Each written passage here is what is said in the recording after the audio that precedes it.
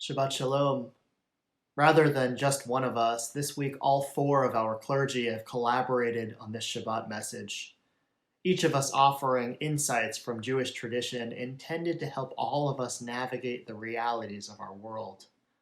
A moment in time marked by great uncertainty, as each of us continues to face the ongoing pandemic and its impact on almost every aspect of our lives, as well as great division here at the tail end of a divisive election season, marked by such vitriol, dangerous anger, and intolerance for those with whom we disagree.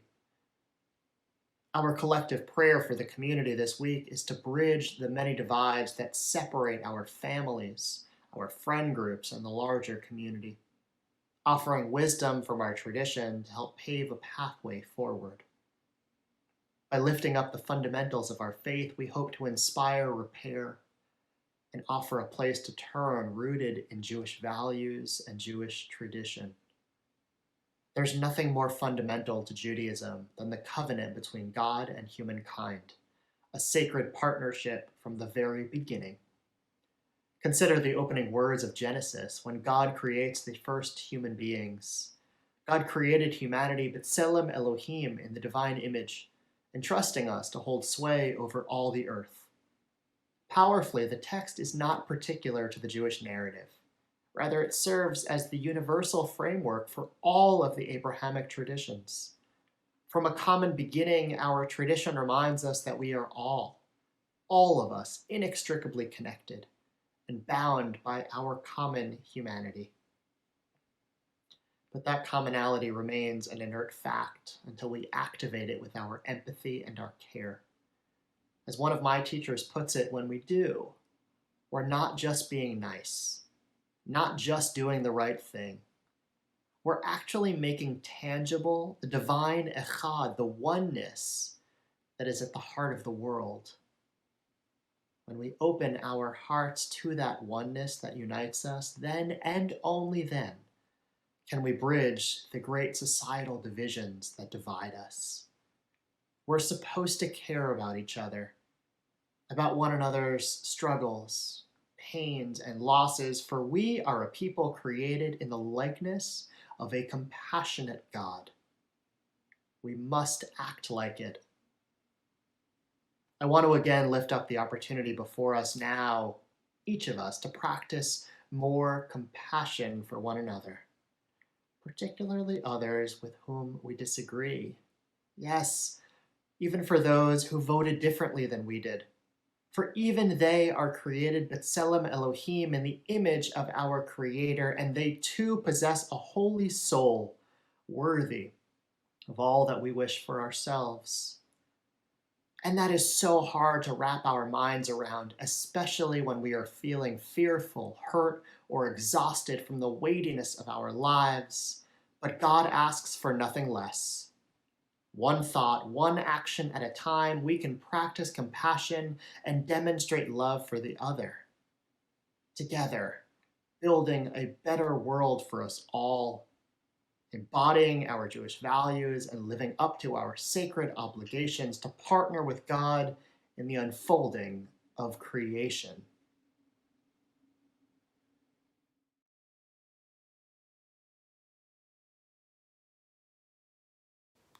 The large sanctuary wall.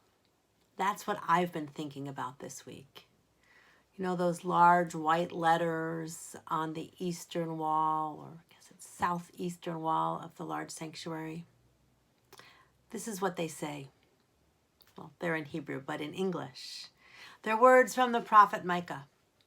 God has told you, humanity, what is good and what Adonai requires of you: to do justice, to love kindness, and to walk humbly with your God.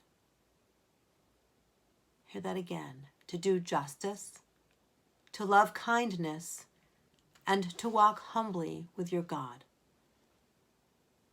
3 goals, 3 aspirations, 3 challenges. What is justice in Jewish eyes? It's how we treat one another.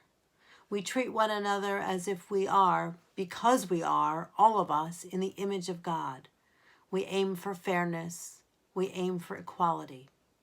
Think about even our word for charitable assistance. Tzedakah is the word for justice, for fairness. We try to make the world more fair with our giving, with our efforts. Kindness, chesed. Chesed is not earned. I'm not kind to you because you did something for me. I mean, that's nice too, don't get me wrong. But we are kind in Judaism. We give chesed because God is kind. We do it. We give kindness to everyone. And walking with God. This is actually, I take a little bit of a different take than the prophet Micah. Micah says we should walk with God. Torah talks about Noah walking with God and says that Abraham walked before God. So walking with God, at God's side, thinking about what God asks of you, walking in partnership. Walking before God is to lead. And I share with you the words of Rabbi Jonathan Sachs, who writes, Abraham was not a conventional leader. He did not rule a nation. There was, as yet, no nation for him to lead. But he was the role model of leadership as Judaism understands it. He took responsibility. He acted. He didn't wait for others to act. Of Noah, the Torah says, he walked with God. But to Abraham, God says, walk before me, meaning be a leader. Walk ahead. Take personal responsibility. Take moral responsibility. Take collective responsibility. This Shabbat, let us be inspired in the coming days, weeks, months, and years to walk ahead, to take personal responsibility, to take moral responsibility, to take collective responsibility, and to act as we do.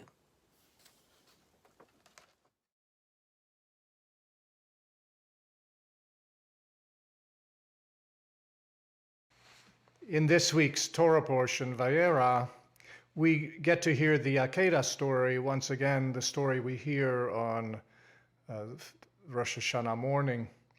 And in this story, Abraham responds 3 times with the word Hineni. The first time, God calls to him in order to test him, and Abraham answers, Hineni, I am here, I am ready to serve.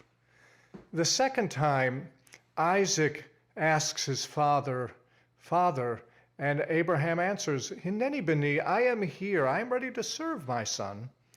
And the third time, an angel, perhaps God, calls to Abraham. Again, Abraham answers, Hineni, I am here, I am ready to serve.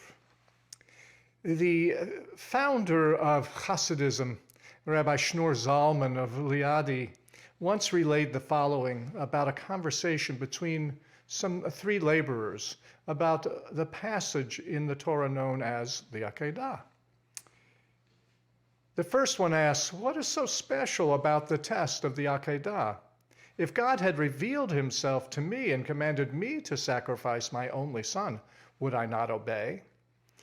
Answering his own question, he said, if God told me to sacrifice my only son, I would delay my doing so for a while to keep him with me for a few days. Abraham's greatness lay in that he rose early in the morning to immediately fulfill the divine command. The second one said, if God told me to sacrifice my only son, I would waste not a moment to carry out his command, but I would do so with a heavy heart. Abraham's greatness lay in that he went to the Akedah with a full heart of joy over the opportunity to fulfill God's will. The third one said, I too would carry out God's will with joy. I think that Abraham's uniqueness lies in his reaction upon finding out that it was all just a test. When God commanded him, do not touch the child, do nothing to him, Abraham was overjoyed. not because his only child would not die, but because he was given the opportunity to carry out yet another command of God. Today, I see this repetition as a call to us. We might feel stuck because we don't have answers. We could easily be overwhelmed by the enormity of the work that appears before us when it comes to repairing the great divides we experience in our world. We could easily say that we are not up to the task. But Abraham is our guide. He accepts his role as a servant of God and those around him. With the blessing of life comes great responsibility. Today, the Akedah text reminds us of our mandate to act. Abraham serves as an exemplar of this imperative. He urges us to say, Hineni, to God, I am here and I am ready to serve. Likewise, this obligation extends to all humanity. Both God and humanity are calling to us. I hope to respond rightly, like Abraham, Hineni, I am here, and I am ready to serve.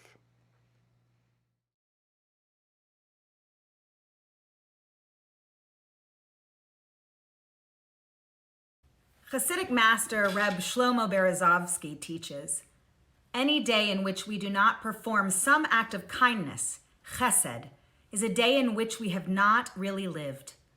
Any day that we do not perform some act of chesed, we fail to prepare a vessel into which God's chesed can flow to us. Ultimately, the truth of our lives is that much of what happens to us. We have very little control over the external of our lives, over our existence. We cannot control other people, their choices, what they say or what they do. And once we've done whatever we can in the realm of communal engagement or the body politic, we really cannot control the results of what will happen. Once we cast our vote, our agency in the process concludes. What we can control, however, as long as we have the ability to breathe, think, and communicate, is how we behave, what we think, what we say, what we do. And on some level, we all know this, but nevertheless, we confuse these realities, spending so much of our time focused on trying to control that which we cannot, and quickly abandoning our agency in the only place we actually have it, in how we respond to that which happens to us. And this is the fact that the teaching of Nitivot Shalom, Rabbi Berezovsky, is reminding us and then encouraging us to reframe in notably stark terms. Our world and the creatures in it do not exist in a black and white binary, but often, if we're honest, our choices of how to respond in any given situation do. We can choose to be cruel, or we can choose to be kind. Barring notably exceptional circumstances, these are really the two forces at play in any given situation. We can tell ourselves all sorts of stories that let ourselves off the hook. Well, that thing I wrote on my social media feed about the other side, that was just venting. Or I was only sharing that thing I said about them privately with people I trust. It's not like I shouted it from the rooftop. Or that value that I really stand by and believe in, and that I know is righteous. Well, anyone who sees it differently, if they see it that way, that means they are horrible, stupid, ignorant people. And I'm not afraid to tell them so. We shouldn't lie to ourselves about any of these choices. These are cruelties. They are not righteous, they are self-righteous. They matter and they have consequences, not just to the outside world, but more importantly in this case, they impact the nature of ourselves, our souls, they diminish our God-given capacity to be kind. And the text that I shared earlier teaches this. Choosing not to act in kindness renders our lives, our time, meaningless. Any day in which we do not perform some act of kindness or chesed is a day in which we have not really lived. But if we do choose instead to respond not with cruelty, but with kindness, to create space for the truth of the other, for their dignity, for their narratives and understandings, even if it's hard for us to hear that, the opposite of the teaching comes to be. It means we have chosen to activate real living, the potential for created shared understanding, a bridge to be built. And it's only from that place that we can forge a path into tomorrow. So will we be cruel or will we be kind? Will we allow ourselves to be vessels for bitterness and anger or kindness and holiness? Each choice, each act, small or large, demonstrates our choosing of who we are in our lives and ultimately how we will be remembered. It's a question worth asking ourselves each and every time we are in a position to choose which path to take. Any day in which we do not perform some act of chesed, kindness, is a day in which we have not really lived. Any day that we do not perform some act of chesed, we fail to prepare a vessel into which God's chesed can flow to us. Shabbat Shalom.